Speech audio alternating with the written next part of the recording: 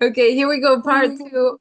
I just oh. asked Sharon, if you haven't watched part one, go watch part one. It's a very unexpected conversation. But we want to get into I have to ask the question that I ask every Mhm. dancer here. That is from tribal to fusion belly dance. When did you stop using tribal and why? And actually you're not even using fusion or you're not even using belly dance anymore. So how did that came to be? Yeah. Oh, I don't know. It's kind of one of those things that, so the whole tribal fusion thing, it really came out of the people who were doing ATS, like the queer punk ladies doing American tribal style, like ATS. The word tribal really just came out of that. It wasn't because we had a connection to a tribe or because it was this primitive, earthy thing. It was more just a namesake from an existing codified, already fusionary dance form, and then mixing that with other stuff. So to me, I like the term fusion because it's non-specific and it does indicate the mixing of different styles and the combining of them to create something that is its own thing or is experimental. I guess I like the nature of experimentality. Mhm. Um, Removing the tribal part wasn't necessarily like a conscious thing. It's not something I feel personally super strong about, but um, we aren't, I feel like, especially in America, we're the opposite of a tribal culture. Um, our communities, when you are like part of kind of a not a ruling class, I will say, if you're just kind of, if you are a queer or if you are immigrant or if you are a brown or black person, you are automatically kind of disenfranchised here. Maybe not in overt ways, not in ways that are super noticeable. Now, actually, they are super noticeable. Everything, all of the shit of America is just out of the diaper. Everybody can see it, which I think is good that it's all been exposed. But it's Mhm. insidious to the culture. And I think that people who are, marginalized will always create a tribal culture. And I think that a lot of places that aren't so mired in white supremacy will create more of a tribal kind of culture, something that values community, something that centers the vulnerable, children, elderly. Though tribes do that, right? Or that's the idea. We are meant to do that. That's how we're meant to live. And to me, that is just matriarchy. When I think of Mhm. matriarchy, I think about the way elephants live in their societies. That's tribal to me. And I think that indigenous people act like this, cultures that are not Euro based act like this. And even some European cultures behave more like this. America is a weird experiment. And in half of me is happy that the ugliness of it is exposed, and the other half of me is just like in a hell. It's hell. Everybody's pretty miserable over here, to be honest. Especially if you are sensitive and you care about people and you care about nature. It's an ugly moment and it's shameful, and I'm not gonna cry. But anyway, when I think about the word tribe, and especially now that I understand I'm not blood related to the members of like Southeastern tribes that I thought I was related to, that I kind of didn't really grow up with. We lived in different, I never lived in Oklahoma, but yeah, I don't feel like that's my word to use. Mhm. I don't have tribal affiliation with any kind of actual tribe, and it's not a word that I would use to just describe a community. I Mhm. would more use the word community, I guess, or family, to describe those things. So it's not my word. I don't need to use it. Fusion feels right to me, especially being a very mixed person with roots that are confusing and from other countries, and having the kind of parents that I did who were not very good communicators about our family history. Mhm. So it's kind of like, yeah, I like that word. Belly dance. I've never liked the term belly dance very much. It seems like it's infantilizing. It's kind of, Mhm. I mean, I don't know, Balktanzen, all this kind of stuff. When I think of it, rock sharky, that doesn't have the word stomach in it. I don't know. I don't love the word belly dance. There's something about the word belly that's just like, ugh. It just makes me cringe a little bit, and I don't really know why. But fusion dance feels more like what I will do. Although I will perform like rock sharky. I like Egyptian style belly dance Hmm. more and more as I get older. I love Kulthum and I love like Belody and I love Iraqi dance. I love some Hawalea Hmm. rhythm and I love the drumming and the kishba and like that gives me so much energy. But what Hmm. I find I really love are more just actual dances from Arab countries that are done their way. And then I think by the nature of who I am as a person, what I look like, how my body moves, Hmm. um, what my skin is like, I will never look traditional. So just the existence of me as a human in a body trying to do these types of dance, it becomes fusion because I can't help it because I'm Hmm. not Arab. So that feels like a comfortable name or label if I have to have a descriptor. It's broad. I guess that's what it needs to be for me to feel comfortable and also free Hmm. inside of a label, if that makes sense. Yeah, that makes sense. The liberating yourself from labels, basically, because fusion dance is then, but it's so broad then that people would ask, but fusion what? What are you? What do you say if you have your magic pot? This is your magic pot. We all have our magic pot. And if we break Oh, it down to just dance, um, because this whole podcast got started because the owner of the school here asked me, "Are you a tribal fusion belly dancer?" And I said yes, but no, we can't call it that. We have to call it like fusion belly dance and breath. But then I love whacking so much, so for me it's like whacking, capoeira, belly dance, and other things. What's in your pot? ooh, You would say what that you stir. ooh. Yeah, and how Yeah, do I what's call in this? your pot? Hell yeah, girl. I love that actually. What's in your cauldron lately? Yes. I love it because it is like we each have our own pot, right? Mhm. Maybe it's our pot belly. But no, and I'm happy. I love what you said just now. You've got your whacking. Capoeira, that's your culture. Yeah. That's your culture. And like that to bring something from your own culture to mix with, this other kind of weird form is so cool. That's what I love to see. That's what I loved about the community in the fusion dance world. People are doing that all over the world, and that's when it gets like yummy to me. So for me, what's in my pot lately? Probably lots of weird stuff. I grew up in ballet and contemporary modern tap dancing. I was a child that was put in a lot of dance classes because I had ADHD, and my mom was like, go get your out over here." I really loved dance and it satisfied my energy. So that is in me for sure. And I've been working hard on trying to remove some of the more abusive elements of ballet and Western dance as I learned it. Mhm. I've been restructuring the way I think about discipline and the way I think about training and being a little bit less rigid and a little more kind to the body and to the person living in the body, myself included. But Mhm. I really do love working in classical ballet and modern and contemporary. It's what's in me. I did a lot of Graham style in college. I did a lot of kind of, Limon and Dunham, and all of that was really important to me.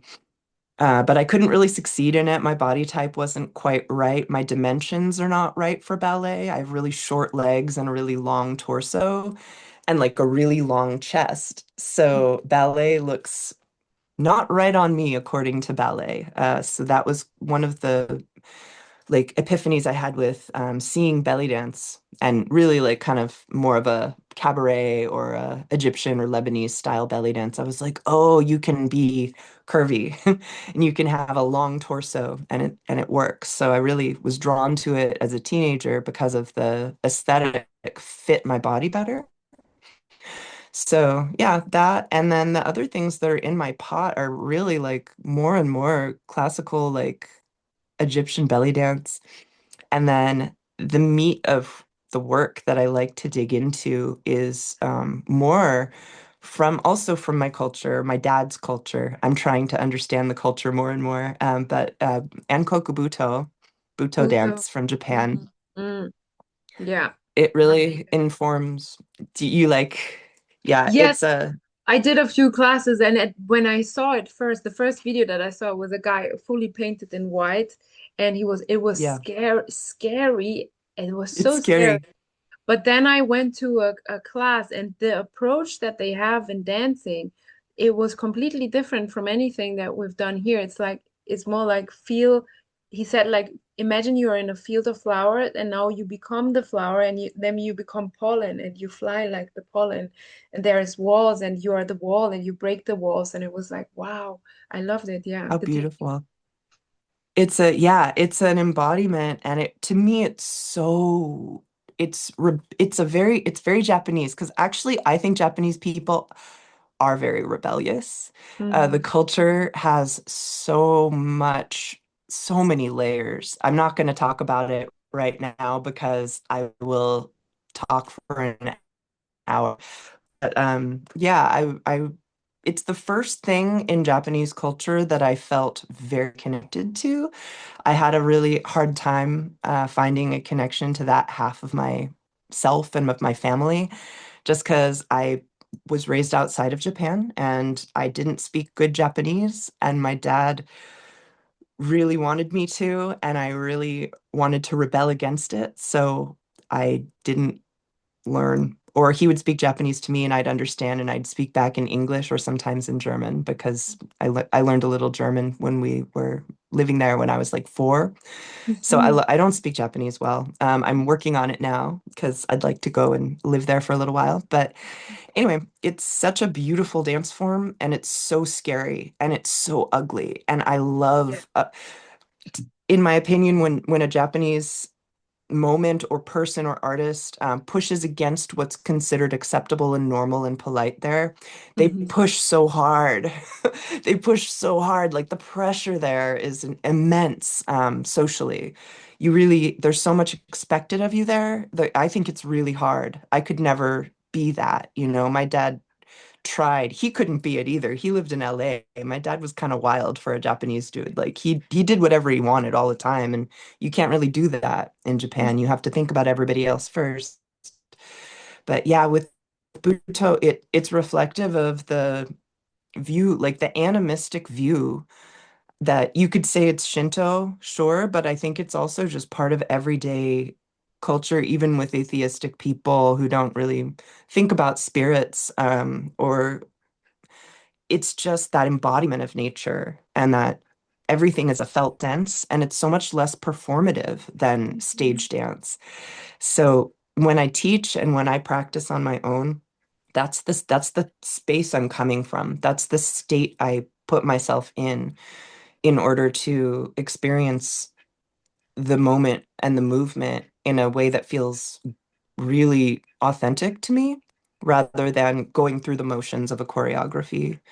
I really love like what you're describing, like imagine yourself and then the visual cues, but they're speaking a vision. Usually when you're training, they're telling you something, so you have to hear it. You Hmm. have to process it through a sense and then integrate it into your skin and into your meat and Hmm. then express it. But you're trying to visualize. There's something very unique about the way you're expected to use full sensory experience. And I think it's a really great way to kill your ego for a moment, to become like this. I always talk about being an empty vessel so that a dance can come through and you don't have to be Yeah. responsible for it. You can allow it and let it use you. So you're not worried about, oh, is it good? Do I look good? Are people gonna like it? It's so much less about how you're being perceived Hmm. by the outside and so much about perceiving the sense of what's happening to you while you're dancing. Mhm. I don't know if that made sense. That might have been word salad, but No, that makes sense it's for me. Like it's less about the outside, it's more about the inside. It's how you feel inside. It's what you yes, yeah. yes, And that is a very interesting place if you are an artist. That's where the stuff that touches people comes from, no? From yes, it's yes. from here, from the inside. Yeah. So, Yeah, if you are I see this too with students. It's normal to be scared and nervous if you're on stage. I used to have this feeling a lot. Even, I toured with Bellydance Superstars for 6 years, and then I toured with Bellydance Evolution for 10 years. So I was on the road for probably all told maybe 18 years because I would also tour on my own. And sometimes I get on stage and have that feeling like, why is everybody looking at me? And then I'm like, oh, I'm on stage. It's my job to be looked at. I forgot. Like, it's this panic moment. I'm like, what do they expect from me? I'm like, they expect me to dance. That's what I have to do. But I feel like oftentimes I can really just transcend that moment for myself and just feel what's happening because mm, when a person's nervous, if they're feeling nervous in the present moment, or if they're thinking, if they're trying to use the cerebral action, the intellectual action of the brain to move the body, it looks robotic. mhm, And you see that because mhm, dance is not about looking at a technique or looking at shapes or looking at perfection or movement. What's actually happening is like your limbic system is feeling what the person's feeling. And really our job is to get ourselves into a state of feeling. I mhm, think this is not a rule, okay? This is my opinion. But the best I can do as an artist on stage, the most like generous thing I can do is cultivate in myself a feeling and transmit that feeling. And it matters so much less to me about the movement, the perfection of the movement. Musicality is important to me. Timing is really important, but it doesn't have to be perfect and it doesn't have to be a certain thing. But the feeling that you're manifesting in your body, that you're creating by allowing it in, or that you're cultivating through your memories, or through your experiences, your pain, your joy, anything. Um, to me, that's the most important thing. If you're not doing that, it's going to be very hard for people to really feel something from you because you can't fake it. And it's it's hard to understand that, especially when you're like more of a beginning and intermediate performer. So when I teach, we really work on that. I would rather see a person dance with full open abandon of their thoughts and their ego with very little technique and maybe even messy or maybe sloppy, whatever. And but with a lot of feeling, I want that more than I want a perfect technician who's not giving me any key to who they really are, mhm. you know? Wow. That's so beautiful. And you know that there is also a pattern showing up in this podcast and in the interviews and in the ladies that I interview, which are all dancers that I admire. And a lot of the dancers that like like the last person I talked to was Polina Shandarina. She's a Russian dancer. She's incredible. And Mm, also a dancer from Ukraine, Kira Lebedeva. They both talked a lot about this emotions and working with the emotions rather than working with technique. And I think all of you is because hmm we've drilled technique so much that technique is just like sort of in the body. And when you have a certain amount of, like, let's say a vocabulary of, because you need both, but then emotion is what what touches people, even if you might not have that amount of technique. So both, but emotion will always touch more if you have both and you have to choose than just technique, like you said, because it's yeah, one is would maybe just be empty and the other is filled with soul, with something that in the era of AI where we are now and where we're going, it's something that is irreplaceable. Yeah. Yes, yes. It's the valuable, it's the treasure. And Mhm, technique it's a tool. And it's a tool. And I think that I used to teach a workshop. I'll probably bring this concept back, but I would call it purifying the vessel. That's technique. You're training the body to have a vocabulary of movement. You want it in there, but you want it so in there that you no longer think about it. The whole Exactly. point of technique is to Yes. be able to relax the brain, Mhm. and you use your autonomic nervous system and you carve neural pathways in your brain through repetition, right? That's how you get in there. Rachel Bryce used to say a really sweet thing, and I love it. And she would say, repetition is the mother of skill. And that always really stuck with me. I like how it panned out to show you my pajamas. That was funny. Um, but it is, repetition is the mother of skill for technique. And once it gets into the intelligence of the body, that's great. The body has brain. The body thinks. The body knows. It protects us. It has instinct. We're animals. Our animal body should hold the technique for you so you're free, right? Mhm. Mhm. But if you are so stuck in the framework, you're an empty box. Yes. And sometimes I think it can be hard. Oh, it can be so hard to actually get out of the box, especially when Mhm. you're training so much. Dance culture can be so abusive. We can be so hard on ourselves. There's so much comparison. We're looking in a mirror a lot of the time while we're doing it, and we're confronting our physical selves.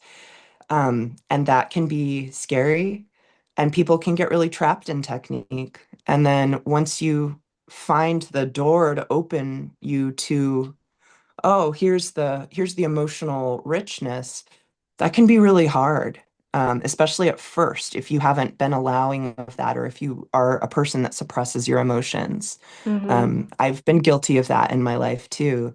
Or if you're just, trying to control yourself, um, by controlling your body, that's a thing I think a lot of people do. I know I've had eating disorders most of my life. I know that I've definitely tried to control my life by controlling my body in really unhealthy ways and Mhm. also in healthy ways. But yeah, I think that it's not surprising that that's scary. And I don't ever judge someone for being trapped in technique, but when it's happening, I can see it. I can see it happening. Mhm. And I think that there's processes and there's ways people can unlock that stuff and get to the good stuff, get to that richness that can't be duplicated, that can, and AI, schmai, it's so dumb to me. Is it? How do I you? can't, I don't know how to use it. I mean, Like, you went to I say. there's applications that could be Oh, useful, can you say but that for again? art, come on, man, put your Can you time in. Like, can you say that again? I'm You sorry, it are froze. you're frozen. Yes. Oh no, you're frozen. Oh, but I can hear you. Can you hear me? Oh, okay. Sorry. What did you say? I missed the question. No, I just said, I was asking about AI and also putting it in context that you went to like North Korea and that you have this relation to Japan, which South are Korea. South Korea, which are places that are Yeah. way, way, way, way much to the future and the front of things that we can't even imagine here. But at the same time, you love it. Mm. So what's you don't like AI? How do you use AI? And the question of the podcast is actually what is something what is something ancient that you think is important that humanity or us or the next generation, whatever, takes into the future, something that we keep. Ooh. Okay, those are both really good questions because I feel like they're kind of related Hmm. in a weird way. But so with AI, I don't know. I'm not a very techie person, although I have been married to a robotics engineer. Oh. So I understand a little bit about AI, what it does. I do like kind of peripherally. Mhm. I like the idea of technology streamlining systems in order to make life easier in some ways. For example, reducing backbreaking menial physical labor for people, right? Things that are hard, the shit jobs that nobody wants to do. If we had artificial intelligence or, even robotics, automated things doing those jobs, that would be cool, right? But we live in late stage capitalist hellscape. So of course, it's all going to be monetized. Everything in the world right now, it's all capitalist. It's all about money. There's never really a consideration for humanity or human life or human rights, at least not in this country, not in a significant way. Maybe in pockets of small community, but our government doesn't give a shit about people, obviously. Like in Indiana, there was a tornado, which is all, climate change stuff. They're still denying it. There's people in Gary, Indiana that have been without power for over 2 weeks now. Nobody's doing anything about it. They don't have drinking water. They're, I mean, this is a huge disaster. And guess why they're not doing anything about it? If you think about it, 77% Black Americans live in this city. If these were wealthy white people, they'd be on it. But there's very little value of humans, very little value of specific kinds of humans here, right? So all this to say, data centers going up in that area, there's a ton of data centers. The bad outweighs the good so much. And I think you have to be very idealistic to the point of being kind of dumb to think that the direction we're headed with AI is good. Um, yeah, that's my opinion. I think that also outsourcing creativity is like, what? Why? If there's anything technology can give us, it should be time. It should be more Yes. time to Yeah. do the human things, Mhm. to be with to raise kids, to make art. But it's doing the opposite. They're just trying to make money. So I think it's bullshit. I can't wait for it to die a little bit. I hope that it doesn't. I mean, yeah, I'm not a tech futurist. I don't know what it's going to do, but I don't see it going somewhere good because I don't trust the people in charge, Yeah, you I know? think that that is the question, like who's commanding in this and how you do it. But I'm gonna send you something that you will love, I think, which is solar punk. Have you heard about it? What is it? Solar punk? Solar punk? Hmm. No, but it sounds cool. Send it Yeah, to yeah. me. Yeah, You're I would gonna love it. like it. Solar punk is the idea because I was researching also for this podcast and the name, like, Afrofuturism and indigenous futurism, and these concepts they were born out of things like solar punk and cyberpunk and a lot of other Mm, things. And those ideas they use their imagination, so they use machines to, for example, work on land, and so that they I don't know, they grab the oranges from the machine that grabs oranges from the tree, so that you have like an abundant um table, and you don't have to do that, just like you said, you don't have I do love that robot. I love that yeah, robot, the one that shakes the tree and with the big tent underneath. yes, I've watched that video a million. I love that robot. Things yes. like that, or even vertical gardening. Have you seen Mhm. that where it's like Mhm. hydroponic robot gardens that are stacked in warehouses? Even that I think is a cool use of it, but to optimize weapons, it's just we just need that, you know what? Honestly, I'm just gonna say it. We just need to stop letting the men be in charge. They're bad That's at it. right. I think that's the They're bad main at it. problem. We need more women in charge, and we need less Yes. men, and we need less men who are psychopaths. And then I think we are on a way better way. Because did you ever see women doing war? I haven't, and I think that like It's we, yeah, they don't start them. Some of them fight in them, but it's very, very clear that they're not good at this. And we've been suffering for a long time, simply because of ego. And I think testosterone is a hell of a drug. But yeah, this is why I just everything I want to do in life is give power to matriarchy. Mhm. And when I say that, I don't mean like, oh yeah, I mean maybe part of me is like, yeah, let's get rid of some of these men. Like all of the psychopaths, the sociopaths, the Yes. ones who have developed narcissistic traits beyond the ability to repair, wouldn't it be cool if we could just sing a nice song and they'd vaporize a nice culling song?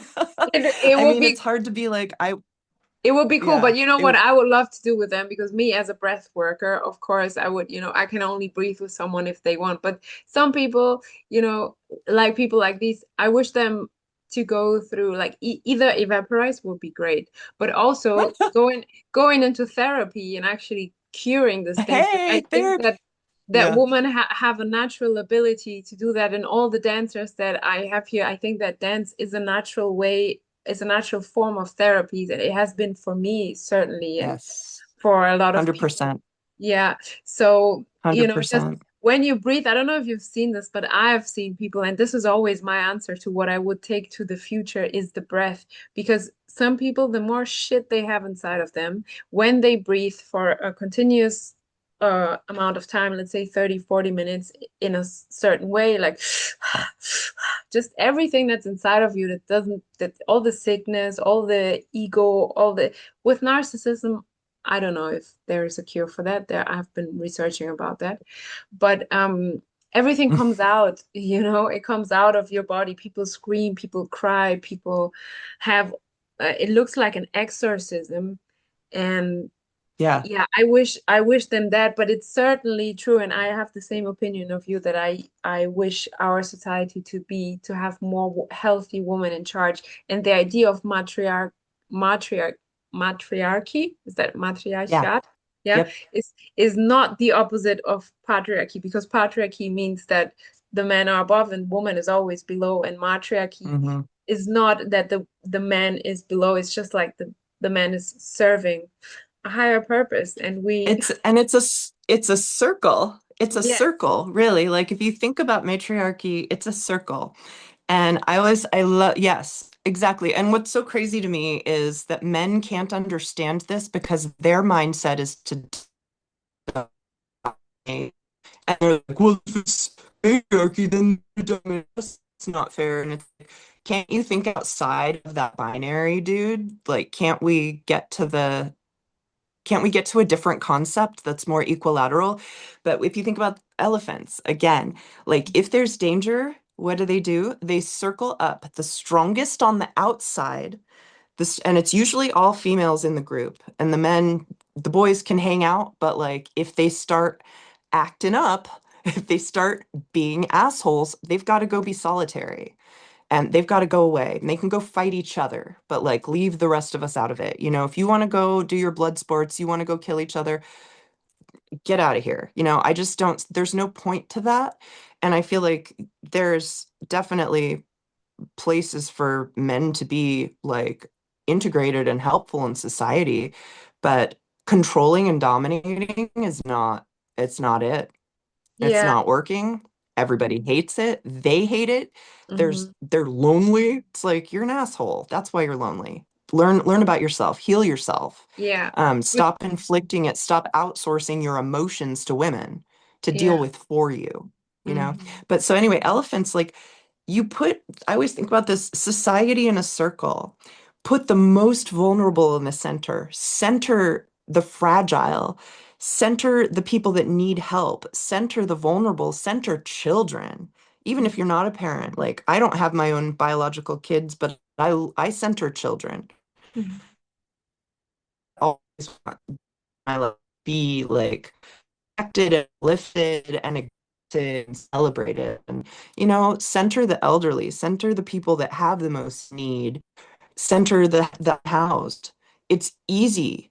It's easy. We have the money. Our society just wants us to hate the vulnerable so that it can use us to basically like as what do you call it? Like a exterminator. They want us to like they want us all to hate each other basically. And there's this separation that's being created by the culture, at least in America here. Obviously, there's the whole MAGA movement, which is insane, and there's it's a tactic. It's the playbook of fascism, and it's what happens with late stage capitalism every time. There's a script to this, and it's going exactly as planned. And if we think about it, like, yeah, of course, but we don't have to abide by it. We get to create our own systems and our own communities. And that's what I would take to the future is matriarchy. It benefits Yeah. everyone, you know, Yeah. and it forces men to look at themselves though, and it forces them to work and be in community and, you know, look at the queer community. Beautiful men, men who are self-examined, men who've gone against the Hmm. grain and have had to surrender their masculine ego in order to be themselves. There's a certain amount of healing that has to happen to exist as a queer man, I think. Yeah, I've yeah. witnessed, and And you a end up with high, these beautiful men. yes, and a high amount of self-reflection. I think if you don't abide, if you're not a heterosexual person, if you're anything else but that, it doesn't anything else but the mainstream, you have to question yourself, question why you do that, why do I like that, and try to understand that, and that demands a higher level of self-inquiry, which I think that is missing in Yes. the positions like, don't want to say names, but the North American president, for example. Like you just want Oh, that gross piece of to. shit. Yeah. I Yeah. hate him so much. I hate him so much. I hate whatever But his whole train, I hate what it's done to this country yeah, but it's and the also minds showing of that people. it's bringing something to the surface that has been bubbling there True. for a very long time. So it's Right. also important to bring that up to the surface so that everyone can see Mm, how vile this is, so that we actually, it's like almost like an emergency situation. We actually change something. And also, I want to say that women are, since we have 2 minutes left, but since okay. we are the ones, like, I also don't want to have children. Like I've got enough with my karma. I'm gonna be in and out. Next time I want to be a jellyfish if I have to be on planet Earth. But other than Yeah. that, um, we are the ones as women that bear life, that bring life to this planet. And there's this movement in, is it South Korea, I think, Mm. or North Korea? Four no's: no to marriage, no to children, no to dating, and no to something Or else. N. For Yeah. N. So if you don't, if we decide, if we rebel and we decide we're not going to bring any more children to this planet, then what is going to happen? I mean, that's a very sort of radical view, but I just want Yeah. to say that remember the power that we have as women, because some of these assholes have been born through women, and it's not that it's their fault, but it's that if you see it like this, we are in control of population more than Hmm. anyone else. We are. And yeah, there needs to be a greater reckoning. I don't have any idea. I have no answers. I have no idea really how to fix the garbage tornado that is here right now, but I Less than one do minute. lean in. It is. Okay. But here's the thing. I will lean into the idea at all times with everything that everything will always change. Yes. Change is the only thing we can really count on. So I hope that we all really try to shape that change rather than just observing it, rather than just witnessing it, actually like put your force into it, do action rather than sitting at home and thinking good thoughts. Do Yeah. action in the real meat world, Mhm. the opposite of AI. Mhm. Get out in the meat world and try to do something to change, even in a small way. It's our job. We have to as artists, right? That's great. Be the change you want to be. That's a great